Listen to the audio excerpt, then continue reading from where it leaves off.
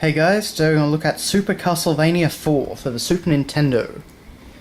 So on the front here we have Simon Belmont, latching his whip onto one of those little rings that you use in the game to swing around. We've got a Medusa head, of course, skeleton, those annoying dragon, well actually no, it's that dragon boss from, level 3. Another skeleton with a spear. Bats, and it's a very full packed image, but very cool to look at, and very striking cover. But over here, doom is at hand for the Belmont legacy as you enter the most chilling chapter of the most fiendish horror story ever told. Just be sure to tell your next of kin before you begin. So getting into the horror vibe there.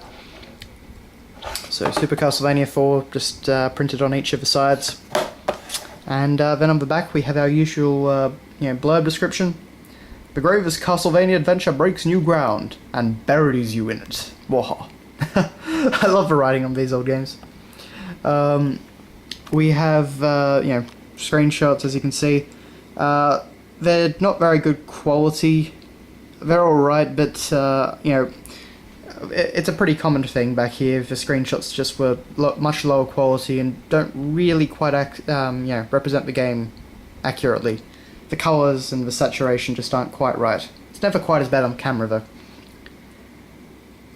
So Castlevania 4 is basically a remake of the original Castlevania game on NES. Even though that all the English translations actually say that you're taking control of Simon Belmont once again, it's not really accurate, so anyway, that's the box. We have this Super Nintendo Consumer Information and Precautions booklet, which is a bit dirty. We have a manual. So on the front cover here we have a cutaway of the image on the front of the box.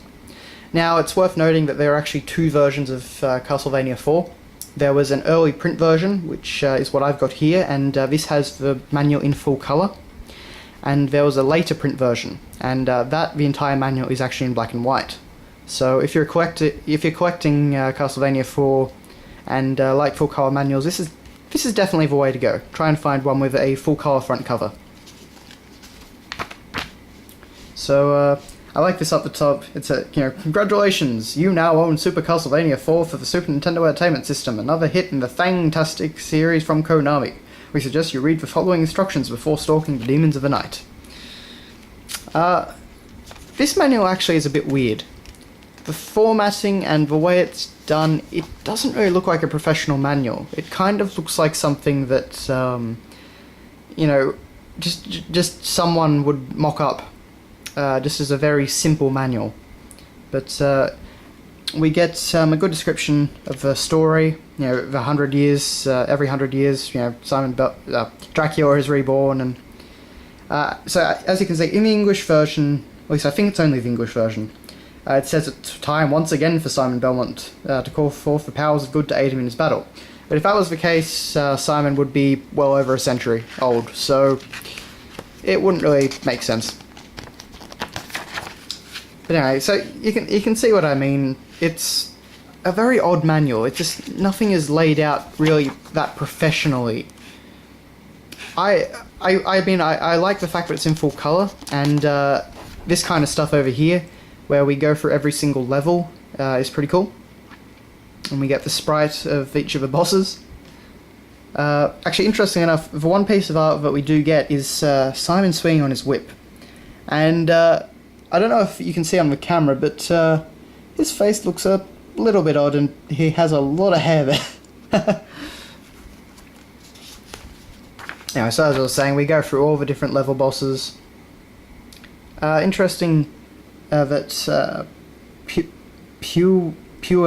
Puexil, I can never pronounce his name, but it's interesting that he is there on that side, and we don't get the other boss appearing here. Of course, level 4 is the only one to have two bosses. Yeah, so Frankenstein monster, the Zapf bat.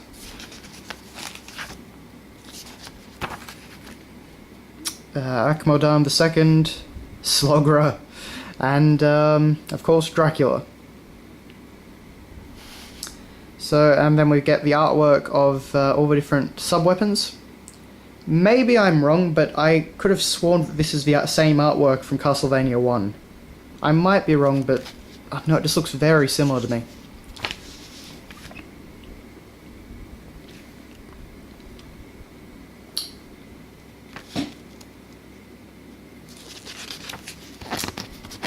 And then we've got meet more of Dracula's ghastly underlings. So we have the Viper Swarm, the Skeletal Knight, the Snapper Casket, the Merman, Cruella, the Mr. Head, and the Claw. And then we have a page to write down passwords. So Castlevania 4 didn't actually have a saves feature. This is 1991, so we're just at the very beginning of the Super Nintendo's lifespan. But yeah, that is the manual. And so last but not least, we have the cartridge. So just a simple reprint of the front cover's image, and of course Castlevania 4. This time actually written in just a white, kind of nice looking font. A lot of the Super Nintendo games have like this weird green standard blocky font that just goes along and puts out the name of the game. So yeah. Anyway, so that is your look at Super Castlevania 4 for the Super Nintendo. Thanks a lot for watching, guys, and see you later.